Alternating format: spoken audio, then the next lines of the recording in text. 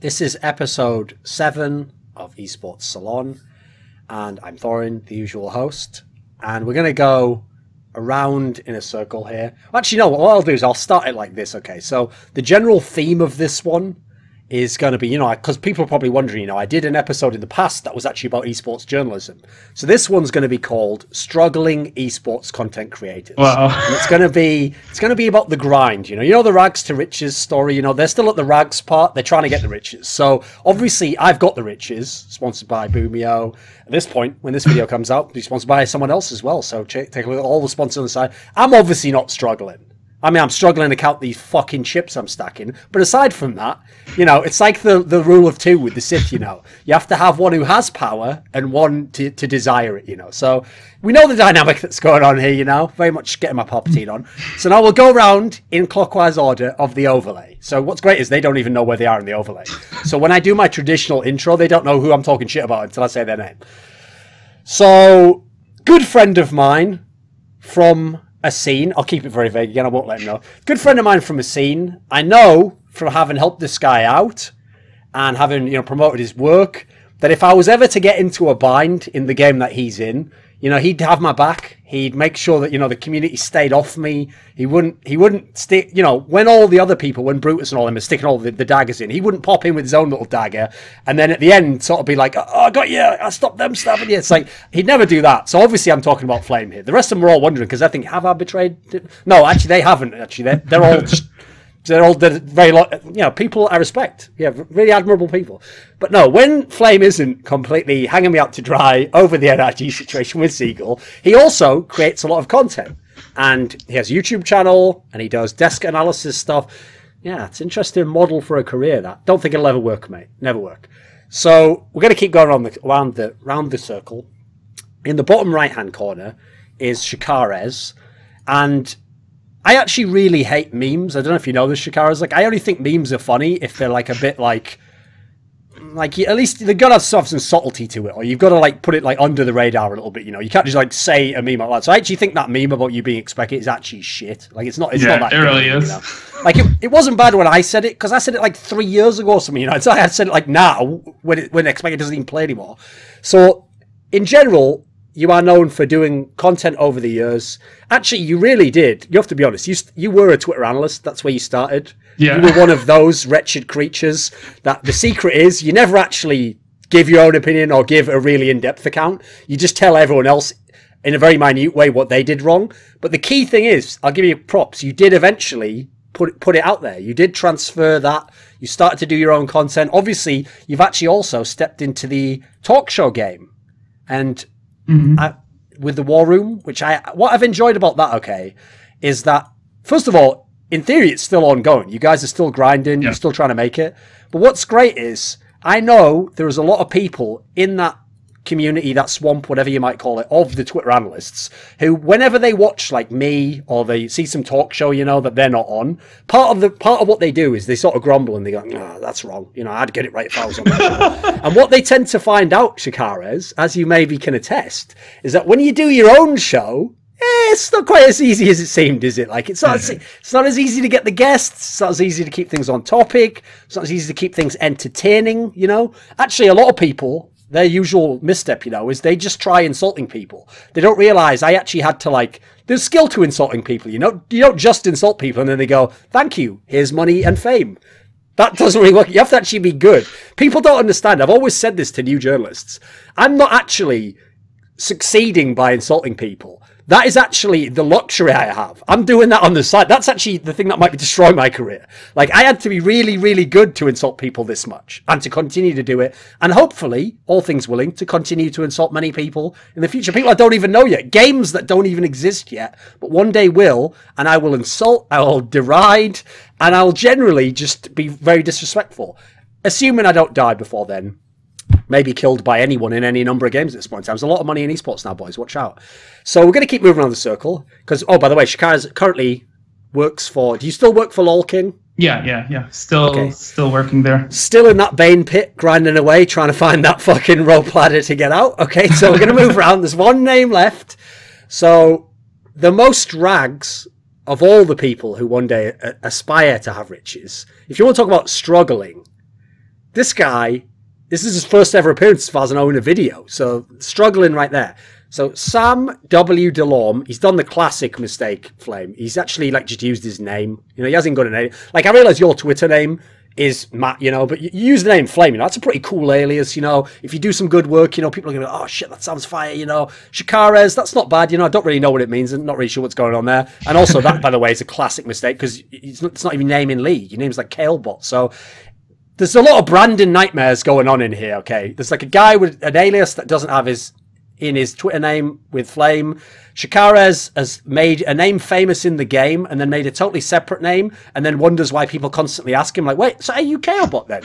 and then complains about that, like as though it's their fault, you know? Yeah, it's confusing, isn't it, Shakarez? I don't know why are these idiots not getting through their heads? And then this guy down here in the bottom left actually thinks he can just have his own name, including his middle initial, as though anyone else called Sam Delorme was ever famous. No one knows you, mate. Never mind Sam Delorme's with any other alias. You don't need to differentiate, you know. Like, you can really see why these guys are struggling, you know. They're their own worst enemies in many ways, you know. Never mind all the rest of it. At least what I did is just steal what at the time was a semi-obscure name from a book and then just put more O's in it. Just put more vowels, you know. I mean, I knew what I was doing. So he currently writes for all sorts of people. He writes for Action Esports, which, by the way, talk about bad branding. The spelling of how they made the name Action there. Flame, have you ever seen this? It's not from your game, mate, but they spell Action Esports. They spell it AKSHON. Like, unless, like, fucking Redman owns the site, I don't know what's going on with this branding. That is garbage, mate, because if I say to someone, go to Action Esports, everyone right now is never going to find it, are they? Except for, like, fucking Ebonics spelling to find the fucking website. That is terrible branding. So, he writes for that site. He also recently wrote some articles for ESPN, so he's absolutely willing to sell out, so fair enough. He's already skipped to that level already. He's allowed himself to be straight pimped out by fucking ESPN, but okay. And by the way, ESPN straight pimp you. They decide how you're dressed, they decide what you say, you have to call the customer fucking daddy, you know, like, they don't give a fuck at that site. There's no autonomy. It's fucking wild. So anyway, that was just the intro, by the way. Like 7 minutes long. That might be a personal record. Just the intro, just insults. And now we begin the show. So what I want to do, first of all, is go around the circle. And I want to ask people, so that people who are just watching the show and aren't familiar with everyone, because obviously everyone's from different games. Flame's from Overwatch, Shakarez from League of Legends, and Simon's from CSGO, in theory. You know, obviously there might be some crossover. But what I want to ask is this, Flame. When did you actually first start actual content production? And then secondly, how long from that point before you actually made any money from it? Ooh, that's rough. I guess I started doing Overwatch stuff, or I started playing when the game came out, and that was, I guess, closed beta was in November of 2015. Okay. And then I played until around a year ago, I guess June of 16. And then I realized I didn't want to be a player, so I started doing analysis work. And I probably didn't make money, like actual money, outside of Twitch until, I guess, MLG Vegas, which was in December. So okay. It was kind of a faster track, but I think a lot of that had to do with Overwatch being on a fast track to begin with. I mean, you were making a few shekels from YouTube, right? Yeah, I mean, my YouTube channel is pretty still poor in terms of subscribers or viewership, but I only just got paid by YouTube, like, recently, actually. Listen, don't feel too hard on yourselves. A lot of people's YouTube channels aren't doing that well, you know. Not everyone can just ball out of control, everything they touch is gold, you know, like King Midas type scenario. You know, I mean, all I know is this. It's like Charles Barkley once said, okay. He said, if someone had to be rich and famous, may as well be me. So anyway, moving on. Shakarez, when did you first start producing content, and when did you first make money from it? I started in 2012. I got like really lucky. I got picked up after making a post on Reddit. I got picked up by Curse to work on their website on LoLPro, and I got paid immediately. So I got like super lucky. I was getting like $25 to $50 to make guides on LoLPro look cleaner, you know, add in extra info. So I started there, and then with time, like I started getting a fixed salary, and that evolved to like some video editing work. On the side, on my channel, I did like highlights, and at the time, like I had a special contract with Curse, like with a fixed CPM. So I actually made pretty decent money with YouTube initially. I made more. better money with YouTube initially than I did afterwards, like after they changed my contract. But yeah, so since the beginning, since 2012. And yeah, at the time it was part-time and it was enough to pay for my university expenses. And then, yeah, so pretty good. I mean, worth pointing out, by the way, Shakarez lives in Portugal. Yeah. It's not Beverly Hills. The costs aren't as high. That's all I'm going to say. Okay, so he knows. I don't know why you're worried, Sam. He knows where he fucking lives. He doesn't think it's like Luxembourg or something. He knows what the GDP is. He knows what an average man's salary is. So, listen, I'm just saying that's an ideal place to be a poor, struggling esports content creator. Oh, for sure. So, Sam, when did you start creating content and when did you first get paid? Right. Because we know if you write for ESPN, you already get paid. So we know that. So when did you start, basically? I started writing in December with Action. I study at UBC in Vancouver, and Action's a Vancouver-based website. So they were looking for freelancers. And so they posted on the UBC jobs website, and I applied. And they accepted me. So I had a 1-month trial, and then I started getting paid as a freelance right away. So I was very lucky, and they're great folks. So it was good. Yeah, see, for anyone who doesn't know, Sam actually not only works in esports, but he's actually a student as well at a university in Canada. So actually, I don't want any of you to address him with any male pronouns. For all we know, he's not even a human gender. He might be some sort of werewolf, transsexual otherkin. Like I don't know. I would never presume to know. And also, we might go to jail if we use the wrong pronoun. So anyway, Flame, here's the question. So you actually, like you mentioned already, in the early days of Overwatch, a lot of people actually who came in the scene who tried to be commentators later, etc. A lot of them were trying to see if they could be pro. They're just playing the game because they liked it and they were seeing how competitive they could get. And obviously in the early beta, the scene was very, very small. It was just cops, etc. So when you started to transition more into the content side of things, doing like commentaries and doing analysis and then building up your YouTube, was it tough? Was it difficult? Did you have a plan in mind for where you were going to go and end up here? I think at the start, I had no idea what I wanted to do. I think that there was a distinct lack of casting talent. I think at that point, even Monty and Doa didn't even exist in Overwatch yet because Apex hadn't started. So it was mostly just ZP and Hex doing a lot of the Gosu Gamers content. And then I guess in my head, I kind of wanted to do analysis desk stuff because I thought, like, I'd seen Dota do it, I'd seen CS do it, and it looked like a good time. So that was kind of my end envision goal, but it took a lot of different, I had to figure out how to get there, I think was the hard part, in terms of what kind of content should I be putting out, how much effort should I be putting into it, and like what requirements do I need to meet to be, I don't know what the word is, like vetted by Blizzard, because that was a whole other different topic that like impacted, I think, the way I handled myself or just the type of content I was allowed to put out technically. So, I mean, I think I knew what I wanted to do, but I didn't know how to get there initially. Okay. So Shakarez, if you made this post on Reddit and you started out doing the guides, you must have had at least a basic idea of what you wanted to do.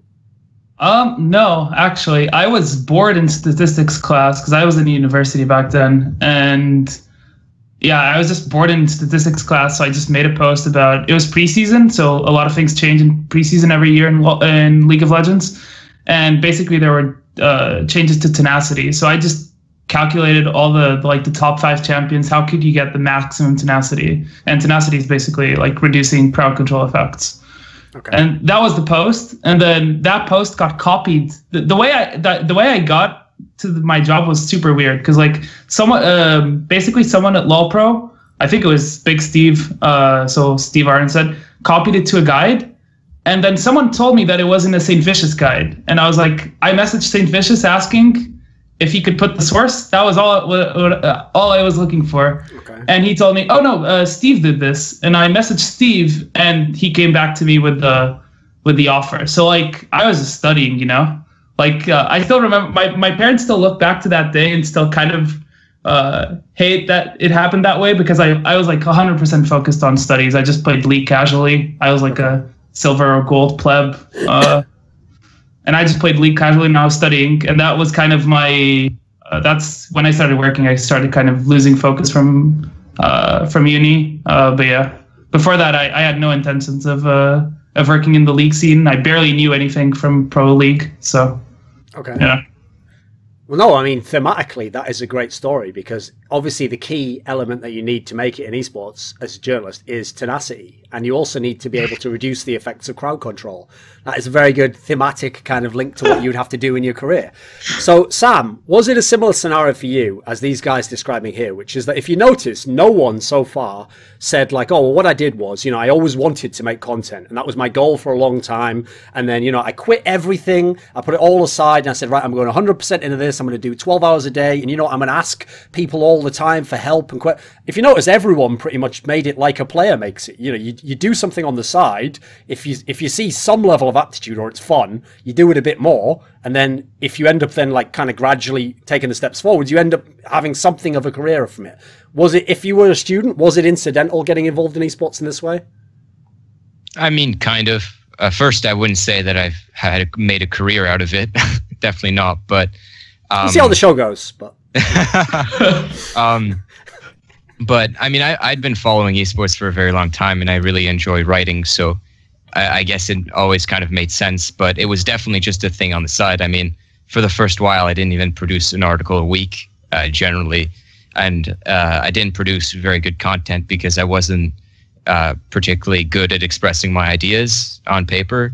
And so I was writing very generic. Like you can go back on Action and just look at, it's just a bunch of shitty articles. Like they're not good, at least what I think. But eventually they got like, because of the stuff that like people like you and Wallaby did, retweeting articles and all that, Darren from ESPN found me, and then that's when I got the offer. And then I had the opportunity to make that my sort of full-time job during the summer. So it was good. Okay, so for this, from now on, I started everyone out. I warmed everyone up a little bit. I gave everyone their own little question to answer. Made it seem like I cared about your lives and your careers and stuff. But now I want to open it up a bit, right? And the idea is when we talk about topics now, as soon as someone stops talking, or if you've got a point to make, anyone can answer. So a general topic that everyone can talk to that I want to ask about is to tie into what you were saying there, Sam, which is when someone starts making content, almost no one I've noticed, unless they can, like maybe there's rare exceptions where someone was like a journalist elsewhere in their life, or they did something else, and they transitioned. Most people, because they're also learning the skill set that you need to make the content, most people don't really start out making great stuff because no one really has a voice. You don't know what, you don't even know what do you think about topics, or how are you going to express it? So this is for anyone. How do you start? How do you find your voice? What was the process like for you? Someone start me off. I think you just keep trying stuff out and see what the people like. Like for example, back when Steve told me, "Oh, we pay you X if you improve this guide," right? And I was like, "What is improving this guide? What is the metric, right?" Because like especially in an industry like esports, there's no real baseline. Like you can't really, especially back in 2012, like I couldn't really look at someone else and see, oh, this person is doing this, I can copy this, or there wasn't much of that. So I guess that was your initial inclination, was it? Who can I crib my entire career from? Shit, there's no one. I'm gonna have to like develop my own personality and shit. Oh fuck, I hate when I have to do that. Come on, what do you mean? No, it's like what do people find interesting? And yes. There's no like baseline, so I just kept going. I just kept doing different stuff as I went. Right. Initially, for me, the first thing I looked at was like item efficiency and comparing items, and then eventually starting to put champions in between and comparing like, does he do better with this item, and people sort of like that, and that's how I went forward. But it's a lot of trial and error, I feel. Sure. No, that's interesting. When I started creating content that I was actually even remotely proud of, it was completely opposite to what people expected of me or what people liked. I mean, I didn't like when I put out an article, I didn't get any feedback at all because like basically no one read it. So there was no way for me to know. So all I did was use a different interest that I had, which is philosophy, and I would apply or connect certain themes or concepts from there and use them on the game. So. Okay. I mean, I guess for me in particular, I was already a player, and then putting out analysis content, I think, was a little bit rougher because at the time the game was new, and figuring out how the game worked, I think, was the hardest part to do alone almost. So somehow I became an authority in some, I don't want to say like I am the authority, but people respected my opinions because the players respected my opinions because they regarded me as a player. And so at the beginning, I was a little bit more inflammatory, I guess, towards plays or teams and stuff. But people like that because even if I was flaming a team, I would generally defend the players in terms of their own internal, like in terms of their decision making, as opposed to saying like, oh, this team's playing poorly, but, or maybe it's because of this, as opposed to like saying, oh, this guy had a really bad game. So as my content got bigger, more people started watching it, but then players also backed it and its validity because I had stopped playing and the game was still new. So I was kind of able to develop my own voice because I had a lot of other people that were semi-agreeing with it that were held in high regard at the time. So one thing, yeah? No, I was going to say, so it was unique and I think harder or just different than a lot of other content in general. So one thing I've noticed with a lot of people's process when you're trying to get good is that you kind of like Shakarez was saying there, you kind of almost have to figure out like, what are the metrics to how you do this? And then which area am I going to focus on? What's going to be my niche, or what's going to be the way that I look at things? Like I often tell people, especially if you're analyzing the game, that no one can analyze the game on like some perfect level and know every aspect. So you have to already be picking like, well, I'm going to pick this over this, and I'm going to focus on this more than something else, you know. And if this guy's amazing at some other quality, maybe that's not my thing. Maybe my thing's over here. And I always use the term modeling, you know. You have to figure out how you model the game. How do you think of like the hierarchy of the players or the teams, or what concepts win you in the game?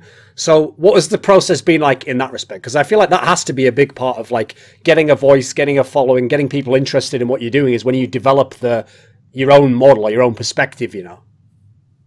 Ooh. I guess when it comes to Overwatch specifically right now, I came from a lot of Dota spectating and playing, and TF2 as well.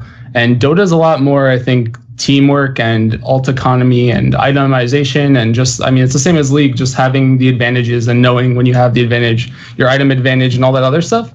But Overwatch casting, from my perspective, is mostly a lot of hype casting because there's not so much downtime, because the game is just very fast, constantly fighting, and there's not a lot of time to talk about, oh, what went wrong, what went right, who has the advantage now, blah, blah, blah. So when I did my content, I focused more on like the bigger picture rather than the individual plays, which I think was most of the content that was out, because this game doesn't have demos still. So it was mostly like, yeah, like, so it's hard, like it was really hard. So like I would be watching VODs of Overwatch and then like trying to focus on the player icons more than the actual gameplay. And so that was pretty unique. And I think that people wanted more of that, and even teams wanted more of that, and players wanted more of that, because at that point the game was getting updated regularly. There was always a patch. Like finding trends across a lot of games made my content better because there was no real way to analyze outside of that. Man, I'm just imagining like having to do like analysis without access to, like, if it's not a pro match that has a spectator mode, like if you're just picking up a game, like not having a demo is makes it really hard. Although like we don't have demos for League, which would be super nice. But yeah, not for Pro League anyways, but yeah, I can imagine that being hard, especially on a game like Overwatch where it's so fast paced and you can't like manipulate the elements to showcase what you mean. So do you, like in a VOD, let's say you pick up a VOD from a tournament, right? You just have to go through you can't look much more out of the POVs, right? Because they keep switching POVs from player to player, and sometimes they show the map, right? So well, there's no map. It's like it's really yeah. I mean, they show you the map like bird's eye view. Third person. Yeah, third person. Yeah, sometimes, yeah. Yeah, it's just different because the game didn't have. I mean, the game doesn't even have stats at the end of it. So a lot of it's like very. I don't want to say it's raw, but it's up for interpretation, I guess, is the way to describe it. Isn't that kind of fun in its own way, though? I mean, as a result, no one else has a perfect grasp on all the metrics, right? Exactly. And I think that that's a big part of what made me or my content in general more valuable. But I think now, or at least as I'm evolving currently, I think my content's become way more valuable to the players and the pros themselves and coaches that are like aspiring in the scene rather than the viewers. But the viewers also love it. But Overwatch's viewership right now is still growing. So I don't really have a good appreciation, I guess, of how big my content could be. But the feedback I get from legitimate, like the actual players, is ridiculously good because it's unique. And again, there's no stats, there's no mini map, there's no, like, it's what I see, how do I see it, and that's it. There's nothing else. Okay, well, at least here's the thing, Flame. A lot of content creators, when they start out, you know, they're very mild-mannered, you know, they're very meek. They have to learn not only to find their voice in the game, you know, they've got to get a bit of confidence up, you know, and realize that they're good, you know. I like that humble brag, you know. You're like, oh, the problem with the game is, you know, there's not a lot of, like, there's no VODs, there's no way to know everything, and you can't know everything, so, you know. So in a way, when I make content, you know, I mean, I even have top pros just messaging me like, this is fucking amazing. I'm learning so much about the game. And I'm like, well, you know, I've got to learn it, then you've got to learn it, you know. Together, we're all learning it, you know. It's a very, yeah, it's great. That's good. So here's a question I have. When you are a starting content creator and you made your first pieces and you put it out in the world, for almost everyone I know, it's usually like what Sam described, which is you put it out there and you may as well have just written, like, you know, your first novel and then thrown it into a bin near your house and then said, like, I wonder why no one ever read it. Why didn't the Dustman not pick it out and read it? Well, obviously, no one knows who you are. You have no access to any fan base. And it's funny because people worry so much in the first pieces about how good it is. That's why people send those stupid messages to me all the time. You know, like, will you read this article? It's like, definitely not. I'm barely reading this fucking Facebook message, but that's just me. So, but one of the reasons why is because you have to do it a certain amount, you know, before you get good. So how do you get the attention of anyone? How do you get even a viewership base, anyone? How do you start? I think for me, for example, I guess it was Reddit. Like r/League of Legends is like super big right now, but even back in season 2, even though it wasn't like huge, you could still like get a lot of feedback and a lot of attention from it. And in my case, like my LoLPro stuff wasn't really, aside from I eventually started writing articles there, but like most of my LoLPro stuff was doing ghostwriting, right? So I'd meet with the pro players and talk to them about what they wanted on the guide, and I would do it for them so they wouldn't waste time and they could focus on scrims. So I'd just like record the convo and then put it all in. So like much of the stuff I was doing for them and then making the guide like seem better wasn't authored by me.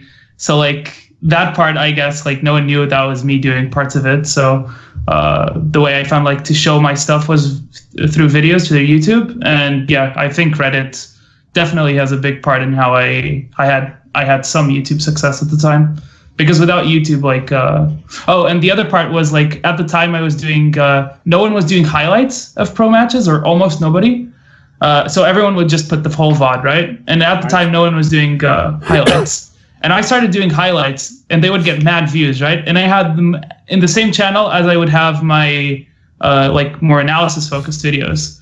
So that was a way again of, since I was growing subscribers through the highlights, they would also watch the analysis videos. So that helped a lot. Oh, that's interesting. For me, I guess I haven't had very much success on Reddit at all, ever, unless like Thorin puts it up and then everyone thinks it's Thorin's article and then they upvote it. But what I did is I sent Wallaby Beetle made a video once talking about what he called the uncertainty era and this new era that they're going in Counter-Strike. And I found it interesting. He was trying to figure out what to name it. And I had written an article a while ago that had named it. So I just like sent him the article and I was like, hey, I did this. And then he was kind enough to retweet it.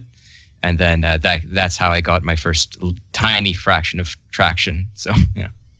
Okay. Shit went viral. It was absolutely popping off. I mean, for anyone who doesn't know the context, by the way, that is actually the most fucking maudlin Dickensian story ever, Flame, because the person he's talking about, Wallaby Beetle, himself probably has like 1,000 Twitter followers. So like his approach, right, wasn't even, you know, he wasn't like when Bruce Springsteen picks out Courtney Cox out of that music video. His was like an unknown guy in a bar who's on an open mic night, picks out an even more unknown guy and helps him out. Like, that is so fucking ghetto. It's unreal. Okay, fair enough. It worked. It worked, mate. You're here. So it worked.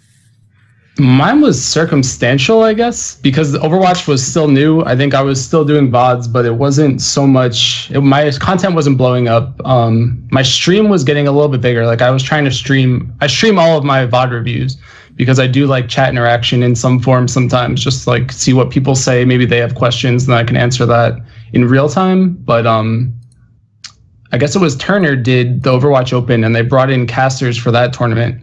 And everyone was there, like all the top teams at the time were at that tournament. And I think the casters went really hard on Reinforce. I don't know if you've done content with him yet, Duncan. I know you met him. I know he spilled something on you. Yeah. But I met like so the casters went really hard on him, I think, during one of the casts about like how he missed or like he dropped his shield or something bad happened and they lost the fight. And I did my VOD review of that match afterwards. And then I was like, because I hear the casters like flaming him during the cast when I'm watching it, and I'm like, I said something like, "Oh, this wasn't his fault. Like he had no option here. Here were the two plays that could have happened, and they were both going to end in him getting completely demolished." And then that was the E-League finals actually, and him and his team actually wound up retweeting it because they were more content, I guess, with the way that I perceived the match than the way that it was broadcasted. And so it got that particular match had a lot of views, and I think that was like the first big turn. And then obviously I think like people like you messaged me asking me like, "Oh, your stuff's really good." I think Anders reached out to me for that tournament too because he was casting it, and then I think Monty also took notice. So like as I put out more content, more and more established creators would help me, I guess, and that was very fortuitous. So it was just a lot of networking and I think a lot of just good circumstances. So anyone trying to make it knows that the gold mine is if you do something and a pro player tweets it, like someone with like 200,000 followers tweets it, or even better, comments on it or something, that's going to get people's attention. But if you've noticed, there is no formula to getting that to happen. Like, for example, if you're just really, really nice to every pro player, you tell them, "Oh, hey, I just wrote an article about you, or did this, or great, maybe check out this." That doesn't ensure that any of them will check. In fact, some of them, there's so many people doing that, they'll ignore it like normal. Meanwhile, if you criticize someone, hey, they might notice you then, but then maybe they'll shit on you, and they'll, "Oh, fuck this guy," and like then their fans will be against you. So obviously a balance in anything where you're going to do content, where you're going to have to analyze players and you're going to have to give your opinions on players, and that means inevitably eventually you're going to have to criticize players. It's a tough balancing act, right? I mean, I realized in my career I just went hard one way, which is like, I mean, my approach is basically, if I can just become more famous than the pro player, it doesn't really matter if I tell him he's shit, because what can he do to me at that point? Not everyone can do that though. So how do you balance that out then? Well, like it's a worry, right? I know people get concerned when they have to criticize someone or how you phrase something in articles. So what do you do in that scenario? What's the way? Oh man, this is a really hard one. Yeah, I mean, I haven't had that problem. In fact, I know that once I tweeted about Valde when Heroic benched him, and Snappy talked to me, but otherwise, the only pro player that I've interacted with on any level was Zipex, who was super nice actually. So I haven't gotten shit on by a pro player yet, but it is. It'll come. Just stick around. It'll definitely come. It comes for everyone. Yeah, I'm pretty scared of it, but Okay. I guess like in my case, like I already had amassed a following before I started looking necessarily into games and like talking about like pro players doing this or that. I remember at the time, like sometimes if I like tagged a player, they would come in shit all over me, and then like since they have more followers and shit, like they just demolish you. But yeah, I guess like in my case, I remember like it would be mostly like, I think he did this wrong, and I try to explain. Initially, I guess like the Twitter format doesn't really help because it's 140 characters, and then obviously at the time I don't think my knowledge was too good, so sometimes I just say like complete bullshit and get called out on it. But whenever I went more in depth or like made a video explaining why this was good or why this was wrong. As long as I provided like a fair point of view, more detailed, I think it would get like people's respect, just instead of just saying like, "Oh, this guy's complete shit. He did everything wrong. He should have done this and that. Like, there's no way this is correct." That kind of stuff. Like, as long as it's more of a balanced opinion, I think it's easier for people to respect that opinion. Yeah, I actually totally agree. I think the fear with pro player shitting on you is less that like their fans will attack you or something, and more that you're being unfair, right? Like if you say, oh, this player's shit, and he's like, actually, no, this is why. I mean, I doubt they'd be that reasonable, but let's say they were, you'd feel super bad because you misrepresented what they were doing. So yeah, that is a big worry, and being balanced kind of helps temper that. I mean, for example, I just had a player like recently, I'm not going to name him, but I commented on a thread on Reddit about a player, and he appeared in my DMs, writing XD and then like question marks, and then he asked me why don't you think I'm good? And I like pointed out, because I had actually studied a player working for a team freelance, and I pointed it out to him, but you know, he just answered with he just gave me like non-answers, like with XD and whatever. And in that case, I guess I think in my point of view, I actually justified why I don't think he's a good player, or why I don't think he's playing well. But like I just didn't say you're shit because I think you're shit. You know, I actually said like, oh, in these games, like you keep doing the same thing over and over, so you get it's very easy to track you, very easy to figure out what you're trying to do. I think as long as your opinion is well justified. Even if the pro doesn't agree with you, like some people will see reason. Beyond pros, are you worried about public feedback? If you do something you think's good and the public tell you it's shit, or you do something that you think's just average but the public love it, does it influence you? Yes. I mean, I can't remember specific ones where I thought my like a piece I did was good, and then everyone just said it was shit. But like for me, it's more the case of sometimes I have something that I haven't finished, and I'm doing it, and I'm like, nah, this is like, everyone's gonna think this is shit, or everyone's gonna think this is not good enough, so I don't release it. Like I have 2 videos that are like half done from March and February that I was like, this isn't up to my standards, so I'm not gonna release it at all. So there, I definitely think there's a bit of a fear with the public perception. I think it depends too on what you're trying to accomplish at the end of the day. I think for me in particular, I put out guides, or I put out a guide once, and it was like the most basic Overwatch, welcome to Overwatch, like this is what Overwatch is video, and it got like 50,000 views, which was like 10 times more than I ever get, like more than 10 times more than I ever get on my YouTube content. But it wasn't stuff that it wasn't a video that I really wanted to be putting out. You know, it was like, I'm not trying to cater to the new players in general. I'm trying to cater towards like more high-end analysis. So it's weird to me, I guess, in that regard, where maybe there's like more of a drive for a different type of content that I could make, as opposed to there's a type of content that I think I should be focusing on to figure out, like, or to make me more appealing towards, I guess, doing live analysis desk work. And like, even at the beginning, I started doing VODs, and I would pause all the time and like break down each individual play.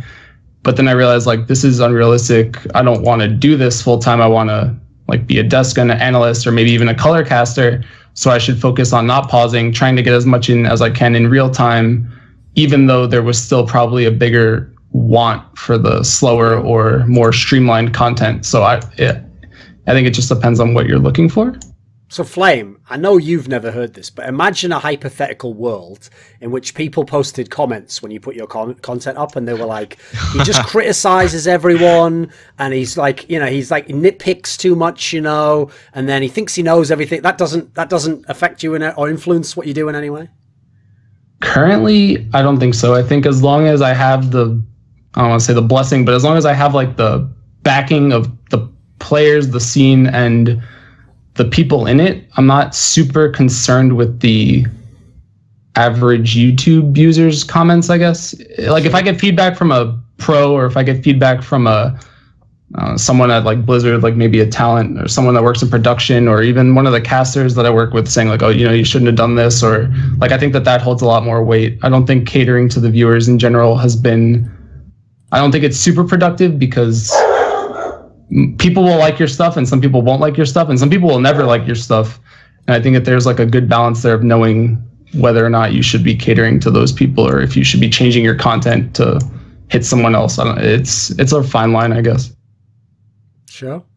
I mean, that's always obviously like an area where unfortunately it's hard to ever explain it to fans. But the people who consume your content, right, they think to themselves, oh, I know what I like about this, because they like it. But they don't realize that, like, they essentially don't know what they like. They just know that they like it, you know. Like, they couldn't have told you before, do something like this, and I'll upvote it, and I'll like it, and I'll comment it. They only knew once they got it. So actually, really, they don't. The only person who can get any kind of a handle on whether what you're doing is good is you, to some degree, right?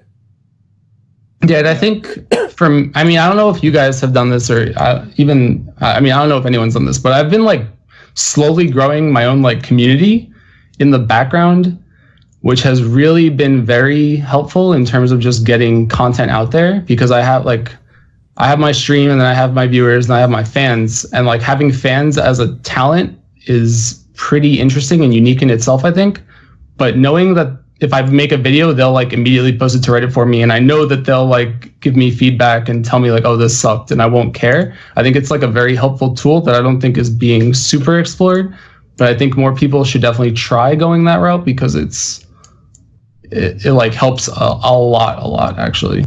So when you say you have like a community, do you have like a Discord where you have like, that's what I assumed. I mean, in my case, I have like other analysts and other people I respect in the scene that I will sometimes ask for their opinion on like a video, especially it's mostly for video content, but some more like in-depth analytical content that I write. I'll go to them and ask like, can you give me your thoughts on this? Like, what do you think about this? And sometimes they think it's fine. Sometimes we discuss, and then I figure out that like maybe it's not how I perceive, and I change it around.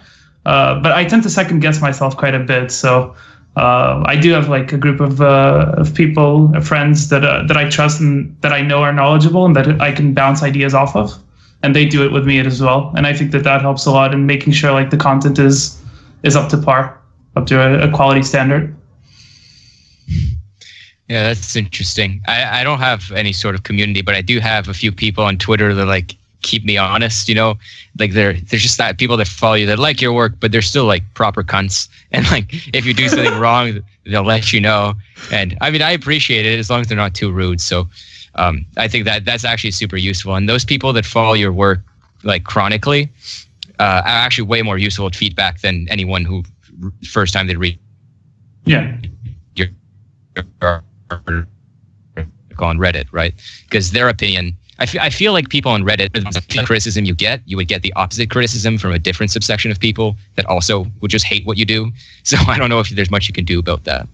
Yeah, I mean, I think Reddit in general just flocks to negativity in some weird way sometimes. Yes, because does. I mean, like if you have like a really snippy one-liner, it's the same with Twitter. If you have like a really good insult, but you word it perfectly and it's like intelligent, then people just like it because they're like, oh, that was smart. I think that Reddit's kind of the same way, and I have gotten a load of like negative Reddit feedback, but I know that there's still people out there that are enjoying it. So as long as I'm content and they're content, then like that other person, like whatever, I don't know. Yeah, I mean, I've always felt it was that principle where the assumption from the person who like nitpicks basically is always like, okay, everything you said that I agreed with, I would have said that as well. Oh, but you spelt this word wrong. I would never have spelt that wrong. Therefore, I win. I did everything you did elsewhere. I accomplished all that, and I did this one spelling. It's like, actually, you accomplished nothing. You just told me that spelling. Like, you know, I'd actually like, basically, we're not head to head right now. And so, simply, it's just a way to feel superior for some people, you know?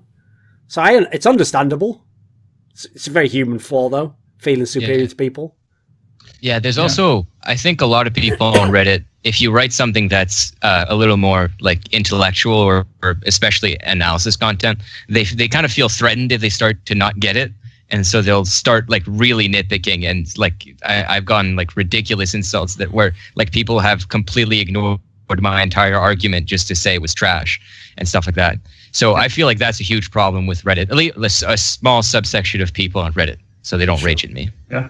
You need to start. I started recently like res tagging, and I've noticed it's like it tends to be the same. Yeah, it's the same people over and over again. Like I have this guy that went to hate on a thread like 3 months ago, and he showed up and he was tagged, and I was like, oh, it's the same guy from back 3 months ago. What a surprise! I'll give everyone here a little pro tip as well. Are you ready for this? Is the true pro tip, and once you discover this will change your life if you're someone who reads Reddit. Okay. So when you yourself post a comment, if you've made a really good point in response to someone, but it's not one where like if they're likely to come back. You're not going to have a discussion, you know. The only people who are going to respond to you are people who are probably going to like insult you, or they're going to insult whatever you've done. There's a little button. It's on Reddit. It says disable inbox replies. Press that after your comment, and then it won't go to your inbox. You will never see what they said. It's good. So, I mean, antisocial behavior. Yeah. It's funny that you bring that up because, so like right now, Overwatch is split. Obviously, there's been like that whole debacle about our Overwatch and our competitive Overwatch. But our competitive Overwatch is pretty tight knit in general. I would say it's a pretty small community, and you see the same names. But what's interesting is like a lot of the time when I do get hate on my threads or hate on my videos, it's the same 2 or 3 what's it called? Users. Right. And if you look at their post history, it'll be like their porn account, like just a straight up like I'm gonna post on porn threads, and like it's the same 2 or 3, 4 accounts. Like it's crazy how like the extents people will go to hate on your stuff, but it's funny in that regard. So that's I think why I started realizing like, oh, I shouldn't really be caring too much about these comments because these people are too afraid to do it on their mains. Mm-hmm. So one aspect that I've noticed is actually one of the toughest parts of making it in the esports content creation industry is, I always describe it like this, okay? In every area you move into, there's a skill set to learn. So for example, just having good ideas, that's a skill set. Then figuring out how to do them even logistically, that's a skill set. Figuring out how to express yourself, that's a skill set. But one area that people really take for granted is just like the business side is a skill set of its own, you know, and you can be the best writer, video creator, whatever in the world, but if you don't know any of the business stuff, you will end up working for nothing or the least money, and you'll have no opportunity, and you'll never get anywhere. People don't realize that's why, you know, if someone actually has a little bit of talent and they complain when they're starting out, I often don't have a lot of sympathy for them, because essentially they're like the guy who, they're like, okay, we've all met someone like this. Someone who's very intelligent, but they have no social skills. And so what do they inevitably do? They don't say, oh, I don't have any social skills. How do I improve? They just always tell you about how, you know, oh, small talk, that's not really my thing. You know, it's kind of like for, you know, little minds, you know, and, you know, that party's just full of losers. You know, I wouldn't go there myself. There's no one interested. They defensively put it off. And what they don't realize is if they learned that extra skill set, then they would be living large, you know, they'd be like an intelligent person, but they have to learn that skill set. So one area of the business I've noticed, because it's something I had a lot of trouble with at times in my career, one of the best things someone can do for you in the industry isn't tell you like, oh, I'll get you a job here, or here's how you do this article. It's actually if they just give you some of the basics, like, oh, here's what other people at another site make, or here's what you could ask for, or when you make a deal, do it this. That simple stuff is worth its weight in gold. It's tough to figure out, right? Those are the secrets. Mm-hmm. Yeah, for sure. I think that that's definitely like getting like good contacts and like people that give you good advice and help you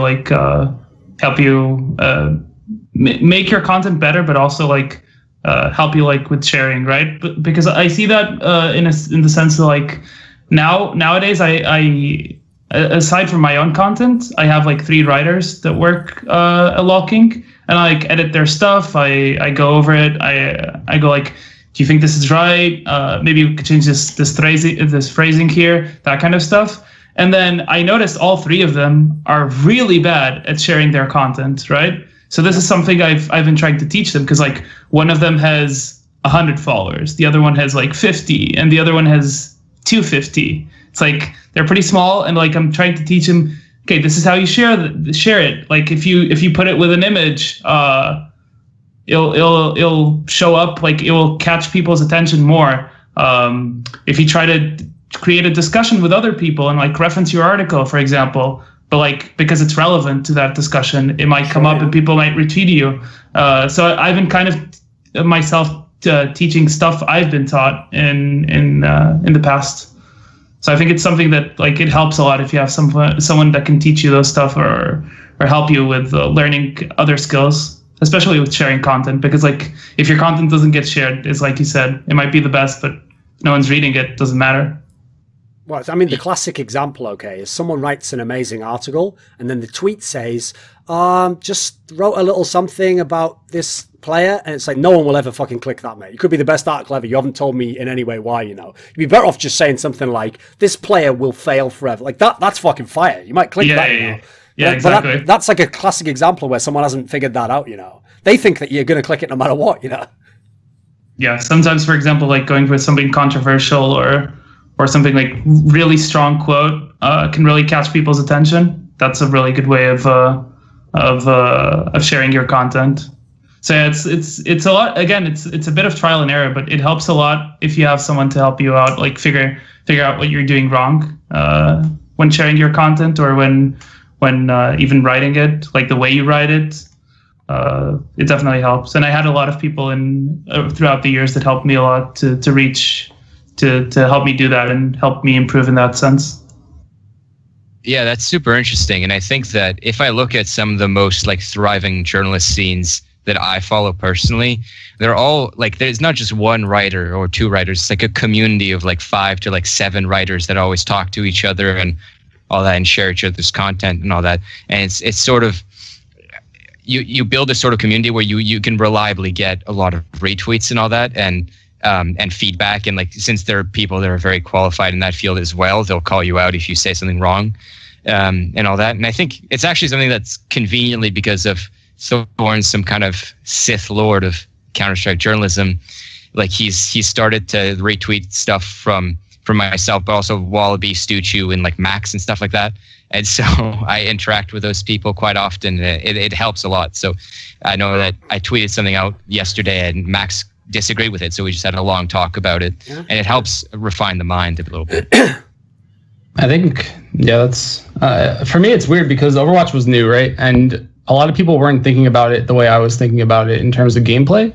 And I wound up just, I don't want to say accidentally, but I wound up networking with the casters, like a lot of the casters, the tier 1 casters from other games who were like looking into Overwatch, because they were using my content to learn, because there wasn't anything else out there. Like there's no like how-to guide or how to watch Overwatch or how to understand Overwatch.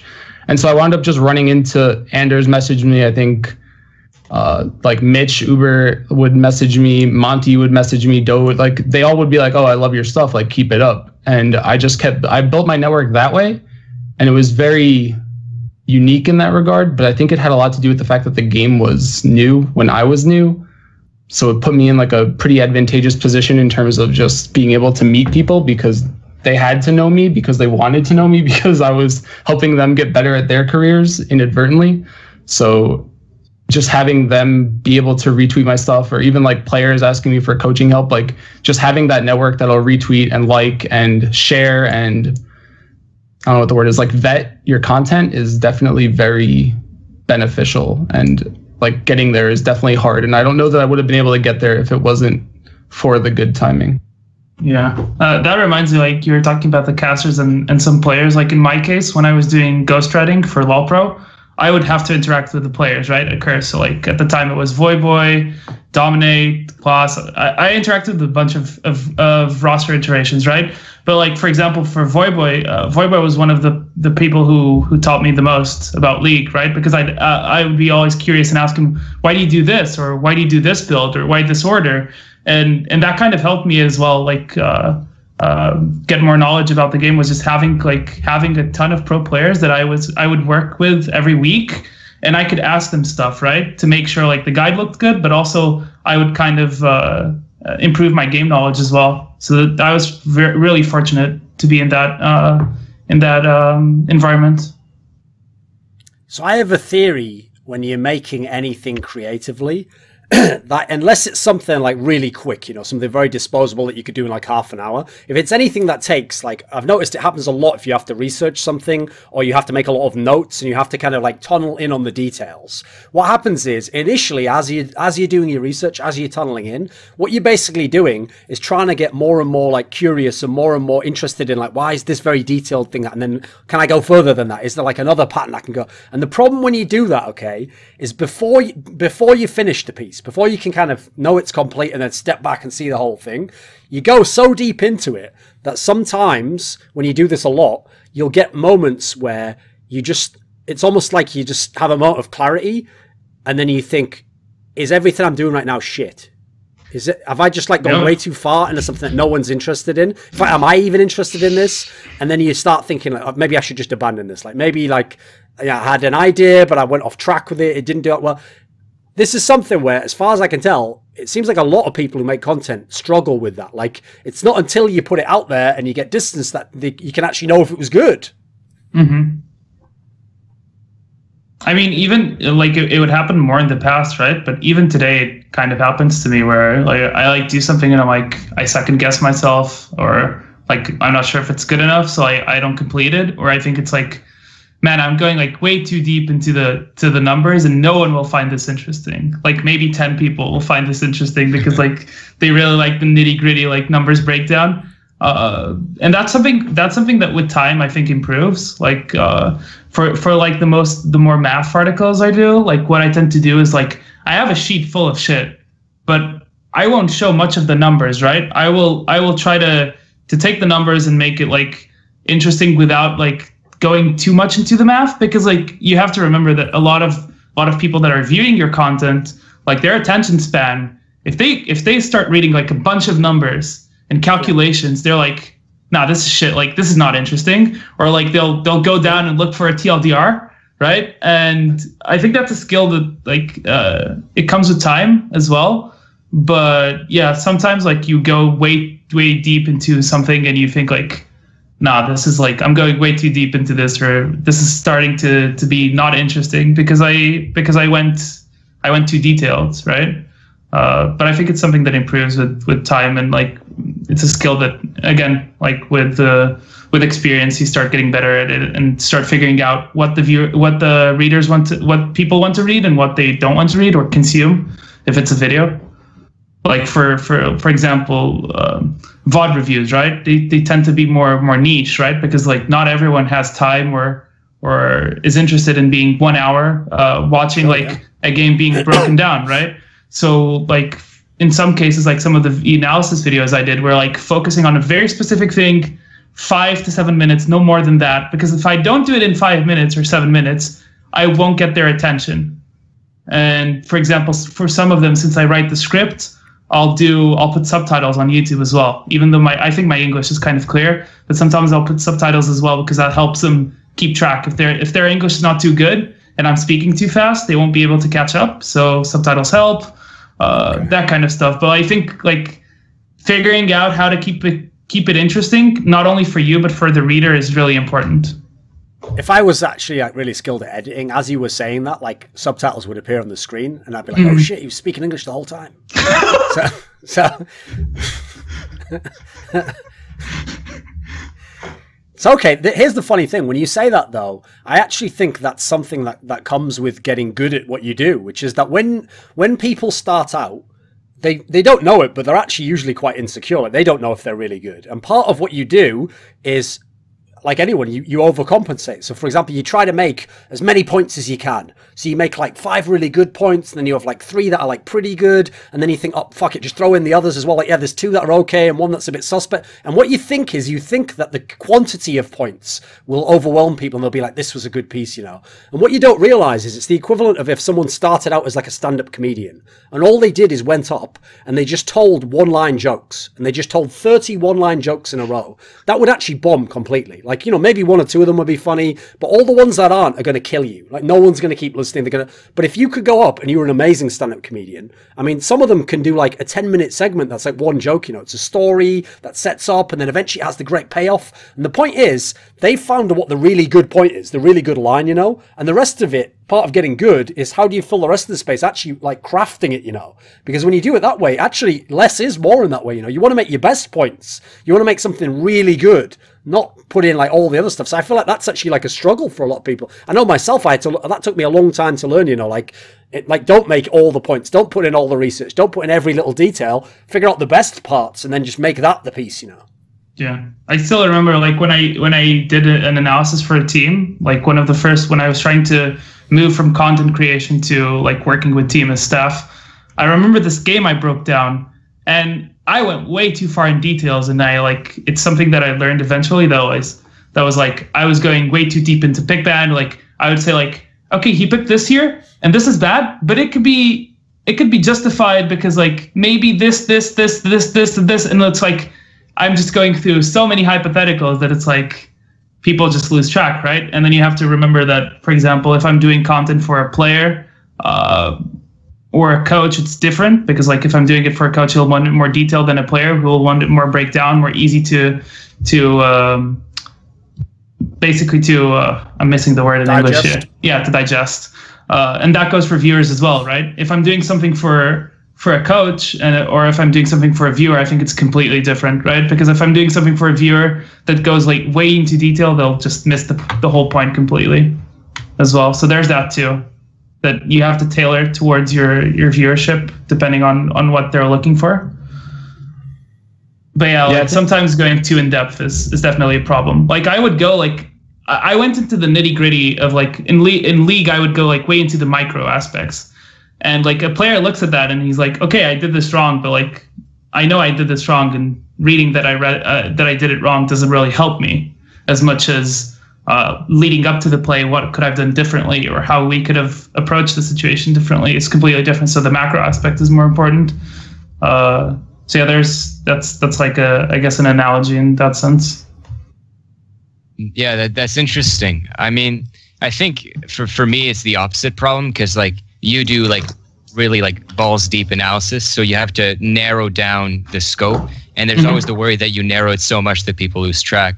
But for at least the best articles that I write, they're really, really broad, and they deal with really like kind of alien concepts to most people, and the worry that instead of going too deep, you kind of go too broad and you abstract too much, and you always need to ground your ideas back, because I am writing about Counter-Strike. I'm not writing about, epistemology or whatever, so that's kind of the opposite problem. But it is super hard, and you can tell that when you fail to do that, you get like way less, at least on Twitter, it's like the engagement rate on the tweet will go way down. Like people just don't really read it. So yeah. Yeah, I think my videos at the beginning were like way too long, but I developed a niche for people that were really interested in it. And then I guess I kind of tried to grow my base of viewers just by making it shorter and shorter, until eventually I just stopped pausing altogether, and I just refuse to pause now, because I mean, I'll go back sometimes if I miss something, but in general I won't pause and break down thoughts, I guess, or like what the mentality could be and stuff like that. So it's definitely an art in itself, but at the same time, I think I always wanted to stray away from being like that clickbaity 10-minute how to do this, or just like the shorter YouTube centric kind of videos, and more of like the long drawn out raw content. So that was like kind of my internal dilemma, I guess. Mm-hmm. Okay, so why keep going? I mean, I like what I do. For me, like, I guess it was beneficial that I've been like jumping between content. Like I started with content, and then I worked in 2015 mainly with teams, and now I'm back into content. But sometimes I still like to work freelance with teams, like behind the scenes, because it helps me give another perspective, and it's different. So I guess like keeping it fresh definitely helps. But ultimately, I keep going because I like what I do, and I like teaching people. Like I guess with some kind of stuff, like I like to explain why this is good, why people are doing this. And if I can help like a bunch of people like understand the game better, I feel like I feel like it's rewarding. And now like helping other writers get in, so doing what other people did for me is also rewarding, because like I see like some of my writers are like they have a lot of drive, and they really want to succeed, but they're getting started, so they need someone to help them out. So it's rewarding. For example, like when one of my writers, like the other day, he got front page on Reddit, and he got like super excited, right? Because r/League of Legends is a really big subreddit, and I was super happy for him, and super rewarding to see him start taking his first steps, because I look back and I think of where I was and when people helped me get to that spot. So ultimately, it's because I like it, and I like helping other people also achieve it.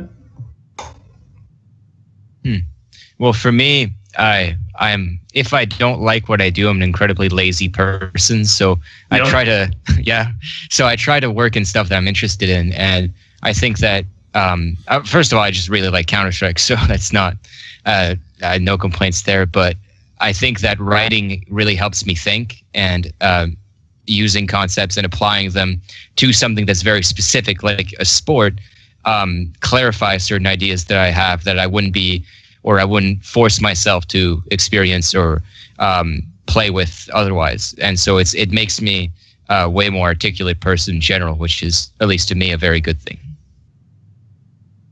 Yeah, I think the experience is just worth it at the end of the day. Like for me in general, or for me in particular, I think it's more I have to stay on top of it. I should stay on top of it. I can't afford to not be on top of it if this is what I want to go into full time. And like I do want to pursue esports full time, and it's definitely a difficult task, I think, at the end of the day for some people. And I think that's also been one of my just goals, but I've had a job the whole time, and I think that's made it less. I haven't been like stressed out about my content because I haven't really felt like I needed money from it or something. So it's been more of like a passion game for me at the time, or like just in general in the past. So it's more, I think, keeping my options open. Like maybe if analysis doesn't work out, or if I can't get on a desk, then I'll go into coaching, or maybe I can go into other stuff. But at the end of the day, I'll definitely still want the ability to analyze and be on top of the game and like keep everything fresh, just so I can have more flexibility at the end of the day. That's interesting that you mentioned like you have a background job, because like I've never worked outside of esports, so like not working in esports sounds very foreign to me. Like back then, basically the way I saw it was League was still kind of in its infancy in season 2, like it was still growing a lot. So the way I saw it was like I have like some momentum and I have some connections. So I either do it now or I go finish my degree, but then when I come back, I'm gonna lose all my footing.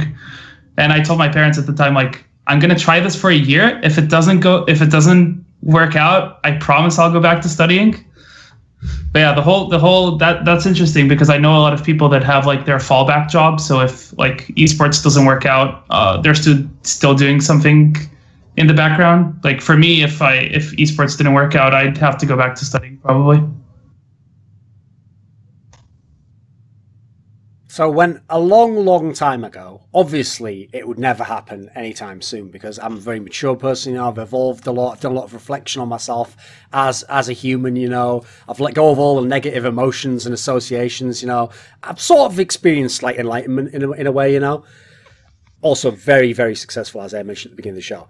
So, but a long time ago, again, a long time ago, almost a different lifetime in many ways, you know, I was a different guy back then when I was a youngster. I sometimes got bitter, you know. I would sometimes resent people who were like, for example, if I didn't like someone and they succeeded, I would be like, oh, you know, why doesn't everyone else think this guy is shit, you know? Or even worse, if someone was, sometimes even if they were good, but I thought they were slightly worse than me. Like I was saying before, like, I'm not knowing about the networking and the skill set aspect. Sometimes I would do that thing where I would think, like, why does that guy have that job? Like, I'm way better than that guy. Like, why does he have that job? Why do I? And even worse, if they're succeeding and you haven't quite gotten close to that yet, then it's like, is it just never going to happen for me? Are there ever any concerns in this way? Do these demons ever knock at your door? Anyone? Definitely. I mean, I've seen other, like, sometimes it's me not being fair, I guess, but there's definitely some people that I look at their work and I'm like, how is this person so successful? Like, or don't they see like the bullshit, you know? So yeah, I'd say that's definitely a thing, but I think key aspect is working on improving yourself and not looking at others exclusively, or else like you'll just be that salty guy on Reddit being downvoted, I guess. Because that's how I see like some of the people like that just go on the thread and just blindly hate. Like maybe they're seeing like something they don't like about someone else, but the way they express it is just wrong, and they just. But that's the thing, though. If like me, you've ever clicked on that guy's profile, you've seen his comments, right? I realize why those guys never learn. Because if you ever look, right, normally they have loads of threads where they're making loads of negative comments about everything, right? And most of them, they're getting downvoted and they're getting told to like fuck off and getting the logs box taken, basically. Yeah. But the problem is, this is the problem, right? Every now and then they hit the right vein of when everyone else also hates something, and they get upvoted a whole lot, and so they feel, oh yeah, it's working. Oh, I am a reasonable person, and people agree. I'm not antisocial. It's everyone else. You know, they get just enough of a taste of what it might be like to experience, you know, like love, community, friendship, that they feel like they're making it in life, and they don't realize that actually they basically need to be force-fed glue until they can't be anymore inside that head. You know? Just my opinion. I mean, again, just my opinion, you know? Not suggesting anyone. I mean, there's definitely people I wouldn't mind force-feeding glue, but, like, In my We've all thought it. It's all about, I think it's all about what you define as success. And I think that there's people who look down on my content because they view success differently than me. And that like annoys me to hell. But at the same time, I don't care so much because their opinion kind of invalidates itself because they have a different view of success. Like I've had YouTubers attack me and like flaunt their subscriber counts as if like that's an indicator of success, which I never really did in like ever. And there's been times where I guess like, I mean, casters will say that I have poor delivery or something, but as long as I'm working on myself and as long as I'm doing what I think I need to be doing, I think that that's fine. Like, I don't know that I ever, like, I don't think I ever felt like I needed the validation of some random other content creator in terms of like, should that person have any say in whether or not I'm doing well? And I think like I'm my own worst enemy when it comes to being hired or being involved in things, because it is a lot of networking. And I think the more you realize that it is networking, you have to get good at it and you have to learn how to talk to people and you have to learn what makes every person tick, because if you strike the wrong nerve on the wrong people, like you can just end your career right there. Mm-hmm. And that's kind of scary, I think, in itself to me, but it's also like a game. And some people that will look down at me or look down on me in general are really bad at that game. So while they might be able to flaunt their subscriber counts or whatever, their Twitter following, maybe I know in the background that they're like just never going to be successful because they're just incapable of functioning as a human being in public situations.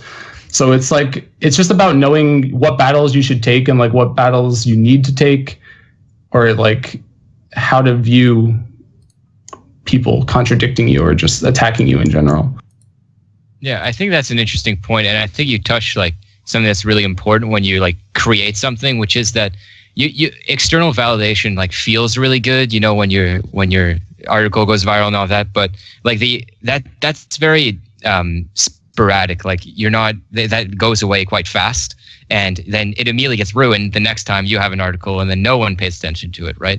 But the real, when you're really proud of what you're doing, it comes from, it's static. And when you really like, you think, when you read your article and you're like, no, I did a good job here. These guys don't know shit. That's actually like a way more pleasurable feeling, and you feel way better about yourself than if it's just some random person on Reddit or like, say like 500 people decided to upvote your article.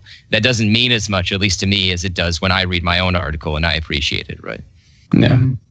And you were talking, Flame, you were talking about like connections, and I think that's a whole other topic where it goes back to like to like getting your content shared, right? But if you don't have the connections, or if you don't have like people that will share your content, or people to read it and people to post it on Reddit or stuff like that, if you don't have the connections or people that will get you to the like I know this person's looking for someone, why don't you interview and they see if they like you?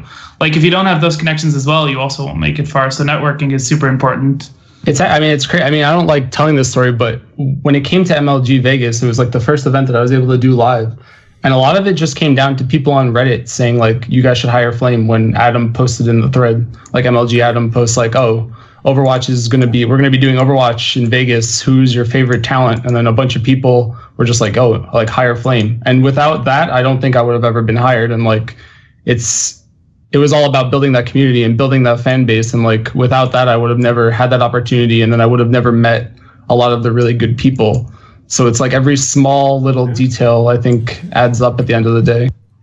That's pretty good. Listen, that's pretty good, but there's another level to that game, right? If you want to play the game on hard mode, you've got to do what I do, Flame, which is everyone in the thread says, don't hire Thorin, we hate him, we don't watch the stream, and they still hire you anyway. That is nightmare mode. If you can do it, that like once you're ready for the final boss like that, that's the real top Eventually. Yeah, you've got to work up to it, mate. You can't just go straight into it like that. No, the funny thing is, I actually do think, right, here's the thing. In general, it can be good to read feedback, you know, and to read what generally, you know, like, think of it like a random cross-section. I'm just going to see what some random people think of what I've done. That can be good sometimes, because obviously they can sometimes make a good point, or they can give you feedback and you can generally gauge things. But actually, I often tell a lot of people in esports, I feel like everyone's a little bit too addicted to checking social media in that sense, because the problem is, right, this is something that someone who doesn't have follow, like if someone who's just using Twitter for what it was intended for, to be a single person who gives their opinion and every now and then gets comments, won't understand this, right? Because they don't get many comments. And so they will think naively, oh, you should just read it all, you know, there's no problem. I mean, just ignore it if it's something that's like hurtful that they say or something. And what they don't realize is when they say like, just ignore it, or they say something like, oh, just don't read them then.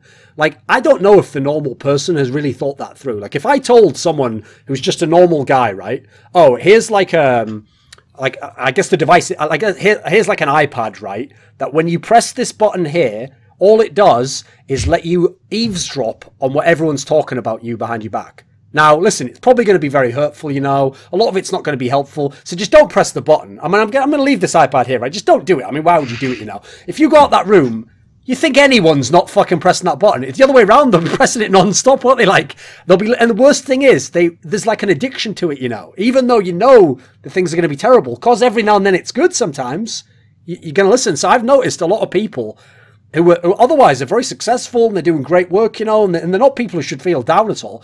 There's something terrible about kind of the energy around where you just check stuff too much and you react to it. It's almost like you become some sort of a golem type creature, you know, like, more good comments, more good comments. Oh no, they're saying evil things, terrible. Like it's a kind of gross when you catch yourself at 4 a.m. checking that shit. Yeah.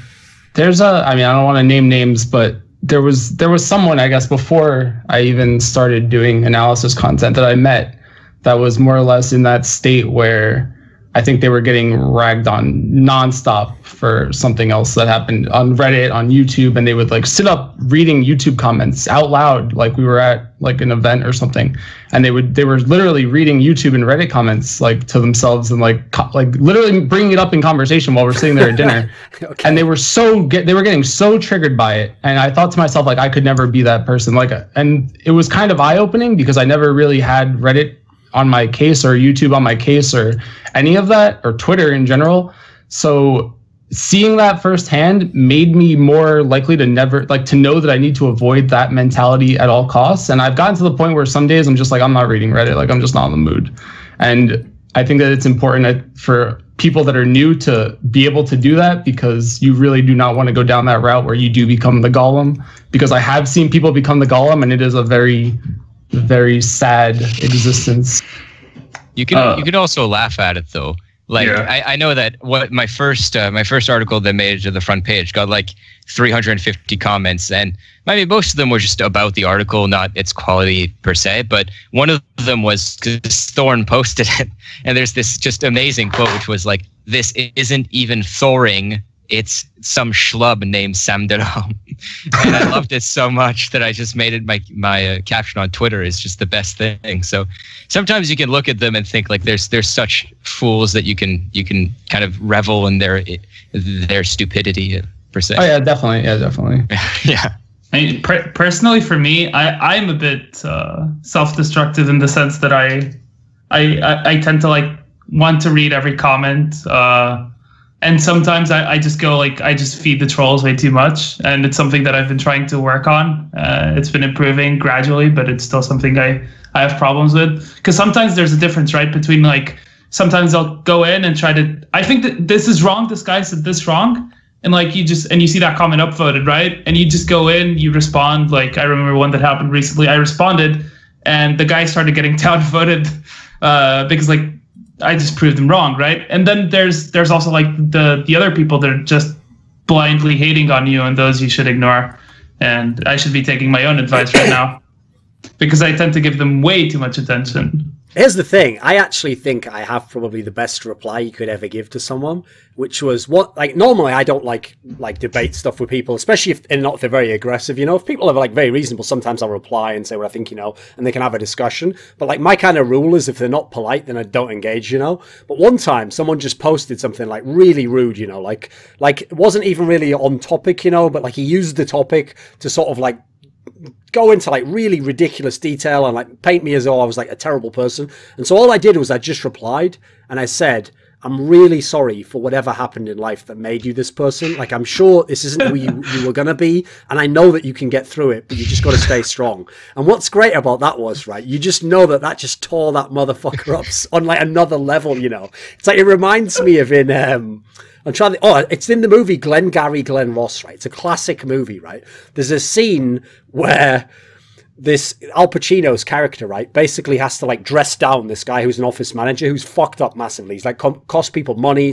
So when he's absolutely berating this guy, there's a moment halfway through berating him where he just goes, "Oh my god, oh I'm sorry, I humiliated you. Oh, what have I done?" Like it's like if you almost like then empathize with the person, it just crushes him even more. So basically, that's actually just going against all the advice I just gave. You know, like don't engage, don't become like a bitter person. If you are though, you've got to literally empathize with that person, because if you want to destroy someone, you have to really know what makes them tick, you know, what they care about, and then do a next level soul crush, you know. It's like you bring them in and you just crush them from inside. You make them feel it. So ignore that, everyone who's watching the episode. That's really bad. It's a very advanced move, you know. It's like you got to push through enlightenment and find that actually there's a new level of like hatred or something. I don't know what you describe it as. But it was satisfying, I can't lie. It felt great. In that moment, it felt fucking amazing, you know. Okay, that's an interesting one. I need to start using that one more for sure. I mean, it's just like asking people if they're okay. Like, are you sure you're okay? That's pretty good, right? Yeah, it's just like a really advanced way to do it. Yeah. You good, bro? Everything all right at home? Yeah, that's too mean for me. I can't do that. Like, what that's the kind of thing that would legitimately ruin someone's day. Like they would mull it over in their head and just like muttering to themselves, it's like fuck Thorin, fuck Thorin. Yeah, so. For sure. that was the aim, you know. Okay. You know, if it was like a movie, I want when they're drunk, you know, to be that little voice that, you know, like in those shitty like 50s movies, it's always like, it's like, you know, they just show like a transparent overlaid image of like earlier in the movie where a character's like, why are you going to do that, son? It's like, you know, it's like, I want to be that guy. I want to be the demon inside their head, still tormenting them long after I've stopped even doing it at that point in time. But we all have different goals in life. We all have different aspirations, different paths to follow, you know. So here's the question, Shakarez. You've made it thus far, okay? But nothing is ever guaranteed for anyone, right? No one knows what will happen next. I mean, for example, obviously the big problem, and this happens with players as well, is everything could be going great now, but you lose motivation or something happens in life and you just decide, right, I'm just going to go another. So what is the future for Shakarez? What happens from here? Are you someone who dares to dream? Are you like an optimist? Do you think things are going to go well? Oh yeah, I think like for me, I'm always trying to stay ahead of the curve and looking towards the future, because I think that is a great buzzword. What does that mean? Stay ahead of the curve. In the sense that like, especially in esports is very volatile. I think it's less volatile in content. So like with teams. You're with a team doesn't perform, you're out, and staff tends to rotate really fast if things aren't going well. So it's very volatile. So you always have to have in mind like other opportunities even when they're employed. So yeah, in my case, like I'm a freelancer, I'm not an employee, so I'm always doing other stuff on the side that can get me more connections, or that like sometimes I just work freelance with teams, even if the pay is not like super good, because I just want to keep honing my skills and make sure I'm like let's say like LoLKing ends tomorrow, right? I can go onto another website, do content creation there, or alternatively, like since I've been really paying attention still to the pro scene and still working with teams on the side, sometimes I have enough of a resume where I can offer my skill set to another team. So that's what I mean in terms of being ahead of the curve, is always having plans if things don't work out. And in my case, I'm a pessimist, so I'm always like thinking like, this is too good, like this is gonna end, like or this is not gonna work out, so I need to have something else in mind. I need to have a plan B. So in my case, it's that I always have something else in mind that I can fall back into. Okay. Flame. I mean, I'm pretty open right now, and I think that's really good for me. I have my full-time job as a software dev, and then I'm trying to quit it. Obviously, I want to do more Overwatch stuff, but Overwatch is in like a weird lull right now, where obviously there's not a lot of tournaments, but the tournaments that are going to be coming up Overwatch are massive. 2017 lull, right? Yeah, I mean, it is what it is at the end of the day, but there's a lot of opportunity there in terms of like I've been like getting coaching offers. I don't want to take them yet. Like I'm just waiting to see what happens because Overwatch League should be very different than anything right now. Sure. So it's mostly me waiting around to see which opportunity presents itself and which one's the most logical to go with, I guess. I mean, right now I'm trying to pursue analysis desks and like casting in some form for Overwatch League and or World Cup. And then after that, if like they don't like me or it doesn't work out, then maybe I'll look at more of an Overwatch League managerial position at Blizzard or something more behind the scenes, or become a coach or an analyst for one of the teams in Overwatch League. So, I mean, it's mostly I just want to go full time, and I think I'll go full time. I'm not really pessimistic. I have a pretty solid background, I guess, in terms of my education. So I'm not terribly scared of like some crisis scenario. So that's more, I feel kind of free at the moment in terms of what I can and can't do. So Sam, I happen to know, and don't ask how I know this, I just know it, it's absolutely a fact, it's a pattern that will repeat, that anyone who chooses for fun to read philosophy and to look into like any psychological components is fucked up. They know it on some level, and they're actually trying to fix themselves. Now, you can't, like a little robot that's broken, like C-3PO, you can't just fix yourself, you know, you're broken as fuck. But you're trying to figure something out. That's what you're yearning for. It's what you're searching for, you know. So you can't be a massive optimist who thinks everything's going to go great, right? Don't be one of those guys. No, I'm not. I don't think anything. I don't even really think about the future very much, to be honest. Right now, I'm in a very fortunate position. So the skills that I have to hone to improve my performance in my job are actually very similar to the skills I have to hone for my studies. In both cases, I study philosophy, and I learn how to write better, and I learn how to think more crisply. So they both go in tandem quite well. I mean, I'm just trying to keep this going as long as I can and try to move on from my soiled rags onto perhaps one day unsoiled rags. Yeah, exactly. And that's a good goal. Yeah. Clean that's rags. where I'm at. Yes, exactly. Yeah. Okay. Because actually, one thing I've found is a really interesting principle, especially in esports and content creation, is even though everyone in theory is like tunneled in on their own stuff, like they know their own work, they know where they came from, they have an idea of where they're going, I've noticed anyone who actually has any kind of a talent, this is actually a problem that players have in games, actually. Right? If you ever talk to pro players, whatever skill they have, unless they're an incredibly narcissistic person, most of them actually really admire the skill they don't have. Like the guy, like if they're a player who has amazing aim, right? The one that they're always like jealous of is the guy who's like the super cerebral player, you know. And some of them even ruin their own career trying to become that, you know, trying to like switch everything up when it's not their skill set. So the funny thing is, I've noticed, because you know how you do something that you're very good at, it seems easy. It seems like, well, obviously, you know, I mean, that's easy to do.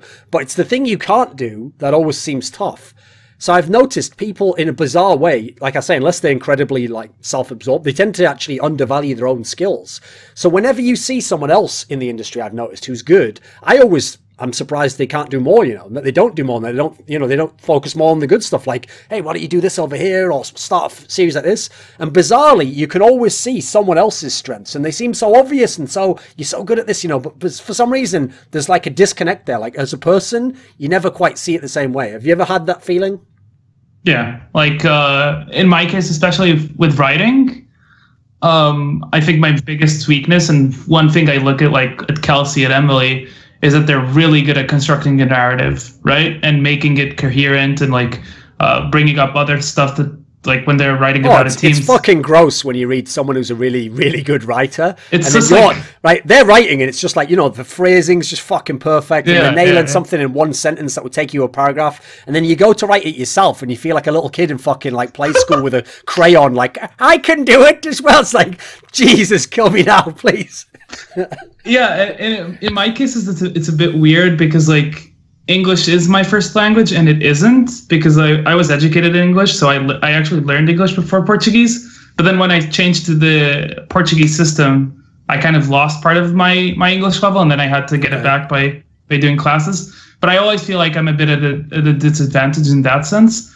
And like, yeah, sometimes I read like stuff that like, those are the two best examples for me, are Kelsey and Emily, that I read their stuff and I'm like, man, this is so well written. And then I go to my piece and I'm like, this just looks so basic English. And I'm like dreading myself. That's the worst. That's the worst one for me. Like having a better level of English and like being able to construct a better narrative is my biggest difficulty. And that's the one thing I immediately notice about like really good writers, is that they can really construct a story, and I really admire that. So that's mine, like straight up my weakness, the one I notice the most. Yeah, that's interesting.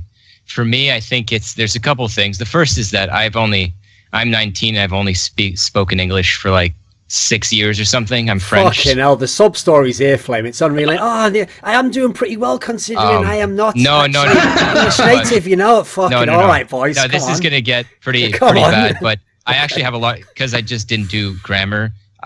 In school in English, okay. I have a lot of trouble with colons and semicolons. They're just like a pain in the ass for me. And I just read whoever I'm reading, whenever they use them, I'm like full of admiration. But the other one that's more specific to Counter-Strike is I really admire people that are like, just kind of seem to intuitively get the game. So someone like Yanko to me is just like some sort of deity. Like he's, I don't understand how he just watches a match the exact same way that I watch a match as it's going on, and then extracts all of those details. And he has so much like, he's so refined in the way that he sees the game, and he latches on to things that are important, which is something that I find incredibly hard. So that's like something that I think is particularly admirable. I think my biggest complaint about myself would be, I don't know, I get a lot of feedback that I seem dead inside. I'm very monotonous. Like I'm very monotonous, and I don't have a very good ability to hype things, because I don't see things as like, I rarely see things as very impressive. Because I play at the level, I guess, or like I can play at the level of the players, and like when I see plays, I'm like, oh, that was really good. But like maybe a viewer would be like, oh my god, but I'm just sitting there like, oh, you know, it was average. So it's hard for me, I think, to inflect correctly, or just to like bring out some like innate ability to be excited about games and stuff in general. And I think that's like a big problem that I have. And I think it's also one of the bigger problems I have is just like experience, because I didn't come into this game having a massive casting or analysis career. So I'm not as good at articulating my thoughts maybe as fast or as precise / I don't know, just well as maybe someone else that's been doing it for a long time. And the game's just not like, there hasn't been a lot of LANs, there haven't been a lot of tournaments, so I haven't been able to get a lot of practice. And I think that's something that like definitely eats me up inside sometimes, in just knowing that I could be a lot better, but I can't at the time. Okay.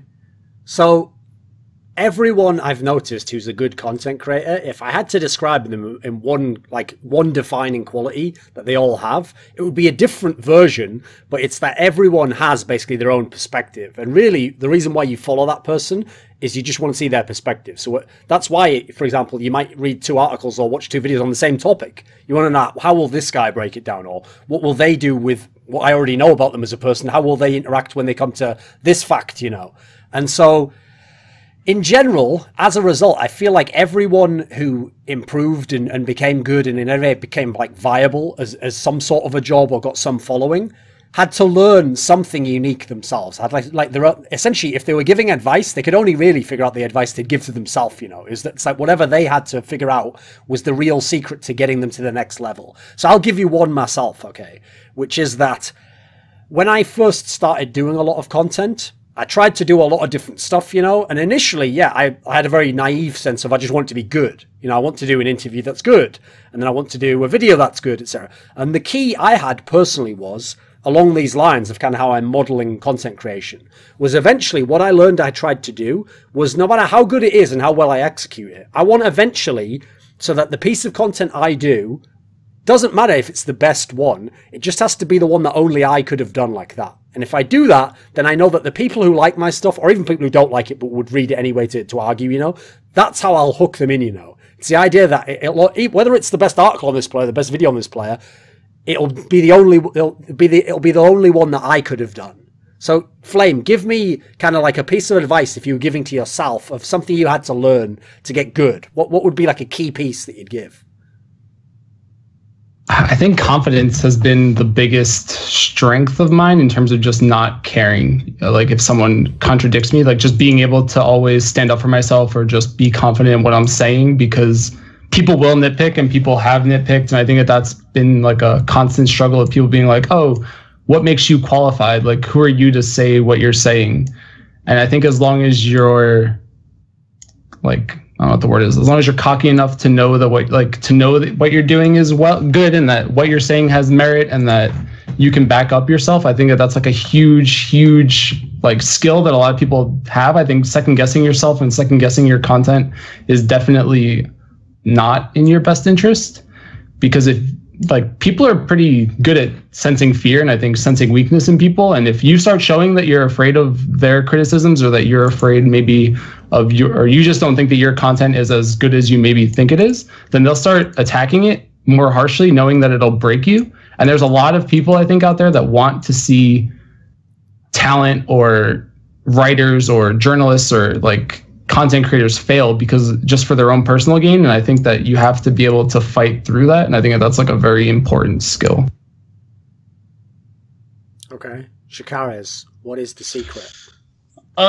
So for me, it's similar to what you said, but differently. But one of the things I think I learned with time and learn how to do to keep it interesting was a lot of the content I do for like that talks about like stuff that happens in pro scene, try to mix it in a way where it's interesting for the casual viewer.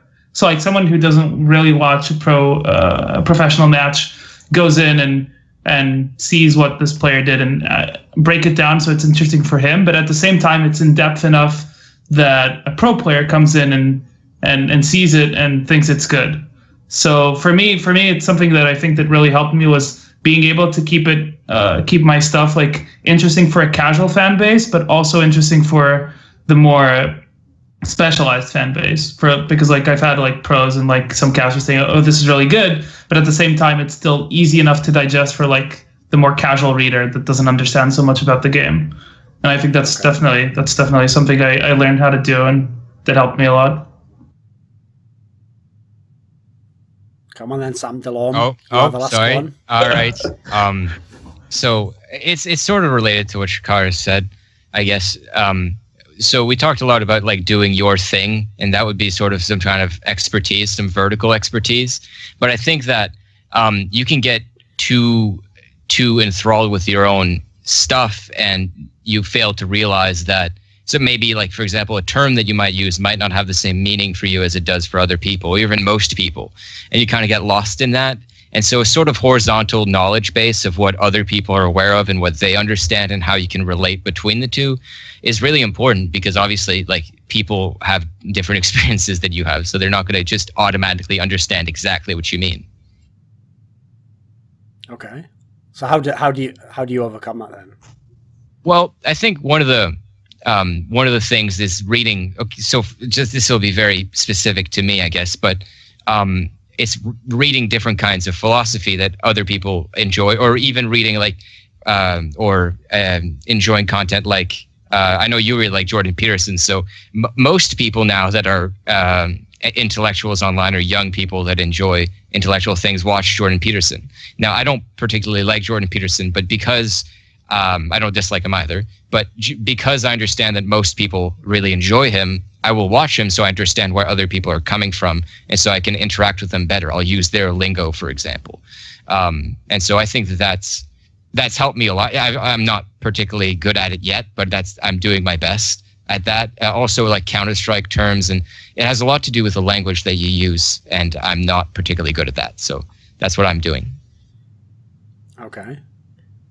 Do you have, when you're a starting content creator, I notice one thing that a lot of people maybe naively think is that they think actually the secret to everything being great is, well, first of all, when you don't make any money, it's like when I get some money, right, that'll somehow like justify it, and then I'll do more hours, and then they think that, well, when I can go full time, then I'll have all the time to do it, and I'll have all the hours. And then when I have like help from a pro player, or when I get more success, it's like they always keep putting off whatever they think is, it's like they treat it like it's going to be like the philosopher's stone that's going to transform everything, And the secret really is none of those things actually change anything, like not having to work as much might give you a little bit more time to think. But if you weren't already motivated to do the article or the video, you weren't going to do it anyway. You know, like it internally, do you have the drive?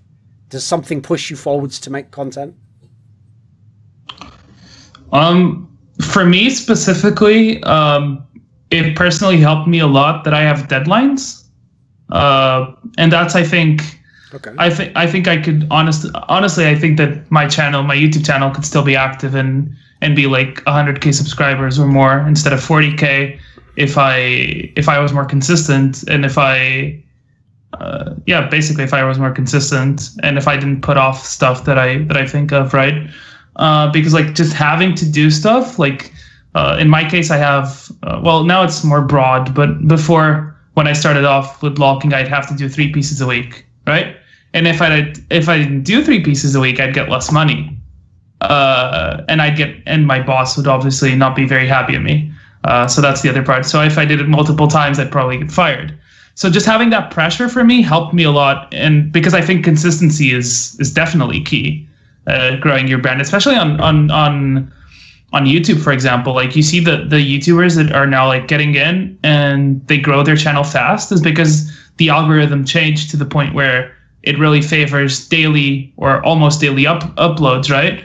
And it's kind of always been like that with consistency on YouTube.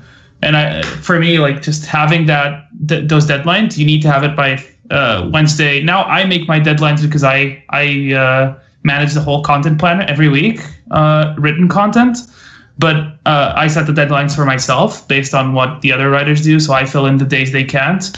But before, like saying like you need to have this by Sunday, really motivated and really forced me to be better. Like kind of do or die. Like I either do it or like I don't do it and then I'm fired. So for me, like specifically, that helped me a lot. Just having the deadlines. I think having a community pressure me daily is something that is unique to my situation, but it's definitely pushed me in directions that I wasn't ever probably going to go.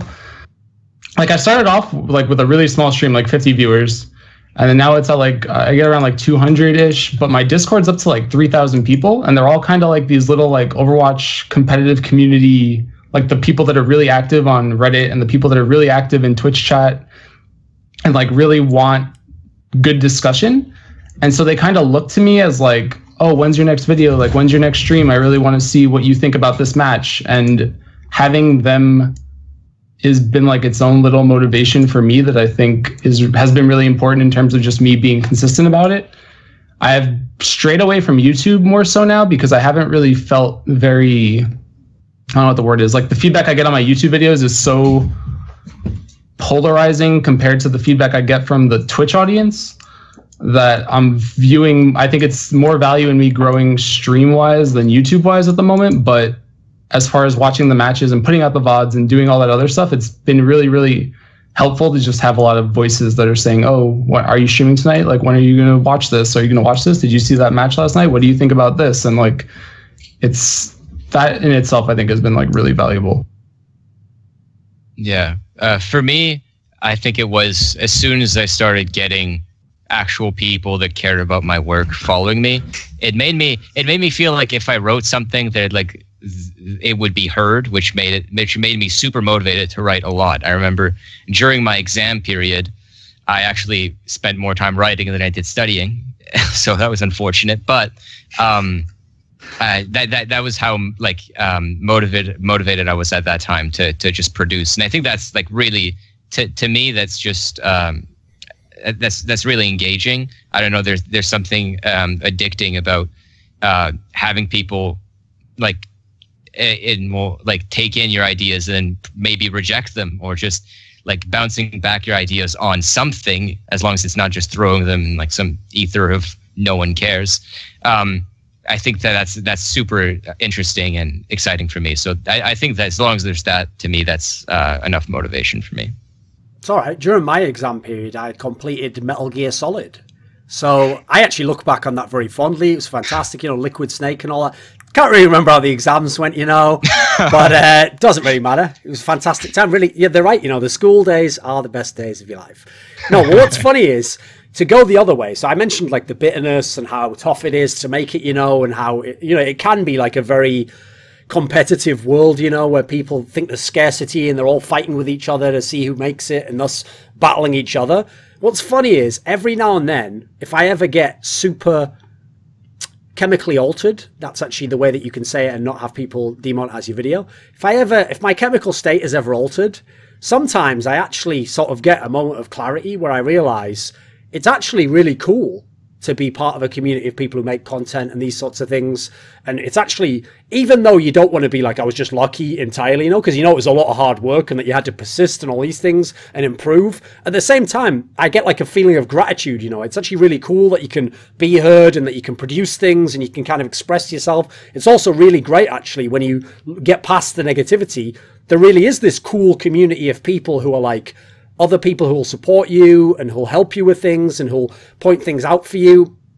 And when you're in this sort of situation, it reminds me actually of when I would hear about the life of like really famous journalists and writers, right? And a very famous thing, if you've ever looked into like biographies of these guys, is that nearly all of them had other famous writers that were like their friends, you know, or other journalists that they knew. And they would have, you know, like 6-hour lunches where they discuss these things. And when you're reading that, it sounds like, oh, wouldn't that be awesome? But basically that's what a lot of us actually have online, you know. We have other people who inspire us and help us and all these things. Now I have to say, when I come down again, you know, the Thorin personality persona re-engages, you know, with the shell. And I think, no, fuck all those guys. I'm going to destroy them all. I'm the best.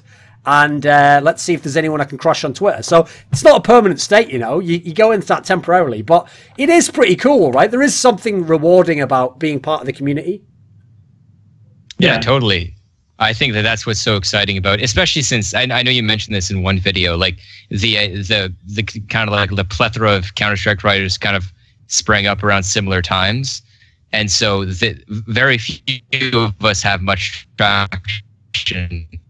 I think the closest one is like Stu, who has like 6,000 followers. I think it's any time. Like you'll DM them and they'll answer, and you can just talk about whatever. And that's actually that's way more rewarding than any community feedback at all. And that actually is one of the main things that makes it worth it to write the article in the first place. So yeah. Okay. Yeah, I think it goes back into what Flame said about like having a community to push him towards doing his stuff. There's definitely that as well. Like I have people on Twitter that constantly ask me, "Oh, when are you going to write about this as well?" And that's definitely rewarding. Just having those people just helping you out, and I feel like that's definitely what makes it unique and interactive and. You know, different from your typical 9-to-5 desk job, I guess. Yeah, there's also like, for example, I wrote an article talking about narrative analysis, and Max, the Australian one, recently made a video, or I guess it was an audio on SoundCloud, in which he used the idea and he extended it and applied it to his Aussie scene. And that's super exciting, right? When you get to see that someone actually found your work useful and like kind of like used it and extended it to make some work of their own. Like that's super exciting. So it's really rewarding, I think. Yeah, I guess I have a different perspective, and I don't know if I guess it's because I was new when the game was new, but like just being able to converse pretty confidently with like Monty and Mitch, or Uber rather, Uber shouts, and like Doa and stuff, and ZP and all the people that have been doing broadcasting for a long time, like having their respect has been probably one of the most rewarding aspects of the entire journey for me. Like being able to DM Monty and just ask him for help is like super useful and like super well, I love every minute of it because it's just so raw, and like I know that he's not going to bullshit me, and just having people that you know aren't going to bullshit you is like very rewarding in itself. So I think that like that's been like one of my favorite parts of the whole thing, is just like you get to this point where people start respecting you, and like you know that they're respecting you because your content is good and because they know that like you have that drive that they see, or maybe that they saw in themselves at one point. And I think back to what Shakarez was saying before, like helping other people too has just been like that whole aspect of just you have people that are helping you, and then you now have the ability to help other people is very, very unique to, maybe, I don't know if it's just unique to content creation, but it's it feels unique in terms like to me, and I think that that's like one of the best parts of everything. I mean, I would actually say that this is in general. Here's like, it's not advice that everyone has to take, but I'll just say, if you ever want to do someone a huge favor in esports, who's a fellow content creator, one of the best things you can actually do is find something they did that you really liked. It doesn't have to be like the whole piece, just something about it, and just basically suggest to them something else you'd really love to see along those lines. Like say, oh, I loved the way you did this on this one piece, and I'd love it if you did a video about this team or of this topic, about that aspect. Because what's funny is when you do that, that person's actually going to get like insane confidence that if they do that, like there's a whole reason to do it. They don't have to justify, they don't have to go through the whole battle everyone goes through of like, is this a good idea? Would anyone care? And is it actually good? You give them like a mad burst of confidence. And I know that even if if you're on the receiving end of that, it's awesome. And what's funny is when you do that yourself, it actually does do like a pay it forward thing. It does kind of like channel around the community, because like I was saying before, nearly always we can see in other people what's really awesome and what they do really well, when it's sometimes more obscured from ourselves, because there's all our own process and all our own personal bullshit like in the way of it to some degree. Mm-hmm. Yeah, I think too, there's like this weird, I don't know if it's me. I'm sure you guys all of you probably have it more than I have, but because like I didn't really have much competition in terms of like analysis at the time. There were a few people that were doing it, maybe videos, but when it comes to like, when I talk to journalists now or just up and coming writers or even analysts and stuff, like they feel that they have to do something unique when I feel like they can do something the same but better. And I think that there's like a lot of value there that people don't recognize. Like just because someone did something already doesn't mean you shouldn't, because maybe you're just better at it. And I think that there's like this weird stigma of like copying people, but I think like, I don't know if that's like a thing, or I want your guys' input, I guess, on that, because I don't think that that's true. I think it's more like you should do what you're best at, and maybe your best is just better than someone else's. Yeah, I mean, but in a sense, like when if you base, like let's say you write a piece of content that's similar to something you've seen, but you add another element to it. In that sense, it's kind of unique, right? Like for example, one of the things I noticed that I do and almost nobody does, and some things I've been trying to teach my other writers, is like it helps a lot if you're talking about a specific point in a match or a specific mechanic. Sometimes, like if you can have a GIF or a short clip showing, like, for example, like what I do for some match analysis is like I enlarge the minimap on League and I put like, I pause it, or I put like circles explaining like, look at this, look at this, look at this, like in the middle of the article, right? That's something that helps, because like sometimes I read like, I don't know, the random article that shows up on Reddit front page and it has screenshots. And it's like screenshots don't give nearly as much context, right? But I did something like similar to him, but instead of doing just screenshots, I put clips. I edited the clip. I made it really easy for someone to like that's reading to keep the flow of the article with the video, and I think that helps a lot, especially with all the technology and all the stuff we have access to today, like to do a GIF, to do this, to do that. That makes the article different. So in a sense, like if you take a concept and make it different, or different in your own way, or add something, I think that's unique in itself. Yeah, there's also the reverse though, where sometimes you want to write about something, but there's someone else that will just do it better than you, and it's not really your place. And you have to be careful with that. You need to be honest with yourself about what your strengths and weaknesses are in that way. Yeah, for example, to give an example, right, that Thorin's familiar with, for War Room, for example. So our thing was kind of like, when we were talking about it privately, we were like, there's kind of a niche now, because like there's no more Summoning Insight. So there's kind of that side as well. But we wanted to do it differently, because obviously like one of the things we noticed immediately was we didn't really have like that personality type of person to be like the host, or to create discussion. So that's something we struggled with. But the other side that we implemented to make it unique was like having basically I'm the one like controlling the things on OBS. So what we did for Worlds was us and the guest, we would say like, okay, I want this clip, I want this clip, I want this clip highlighting this, like with a circle here to explain this.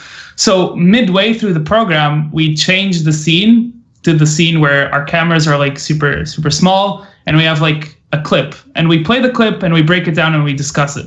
And that, I think, makes it unique. So it makes it different from Summoning Insight in that sense. Obviously, there's always going to be people that say, "Oh, you copied this," but it's like, I think like adding your own elements and making it your own thing, I think makes it unique.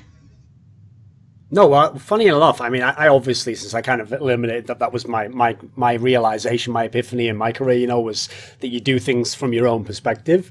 I would just say this, like, I actually totally agree. I think in general, if you have something that you're interested in and you have an idea of how you're going to do it, never let the fact that the other person will do it or might do it after you put you off. Like, okay, here's a classic thing. It doesn't happen as much nowadays, but it used to happen a long time ago, maybe when my stuff was a bit more generic, where I would have another writer contact me. And you have to realize, a few years ago, articles were a lot more simplistic. You know, people didn't have as great a writing voice. Obviously, people didn't have it as a career. You know, they just did it as a side thing. And people would tell me, other journalists, and they meant it as a compliment. They would say, "Oh, you just published an article on," I'll make up a player. Let's say, like, you published an article on Alex Sich from Moscow 5. You know, I was going to do that, but guess there's no point now. And the problem is, what I've realized is, if that's actually true, if there really is no point that guy writing an article, his article fucking sucked anyway, and he should never have written it.